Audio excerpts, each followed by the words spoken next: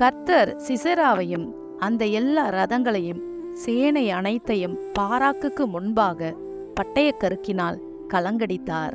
Sisera ரதத்தை விட்டு இறங்கி கால்நடையாய் ஓடி போனான்.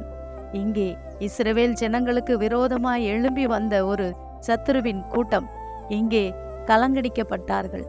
இங்கே சிசெராவை தேவன் தன்னுடைய பட்டய கருக்கினால் அவனை கலங்கடித்தார். சிசெரா இறங்கி கால்நடையாய் ஓடி போனான். உனக்கு விரோதமாய் சத்துருவாய் எழும்பி வருகிறவர்கள் பலத்த ஜாதிகளாய் வரலாம், பலத்தவர்களாய் வரலாம், அவர்கள் அறிவிலே தேறினவர்களாய் வரலாம், அவர்கள் யுத்தத்திலே தேறினவர்களாய் வரலாம்.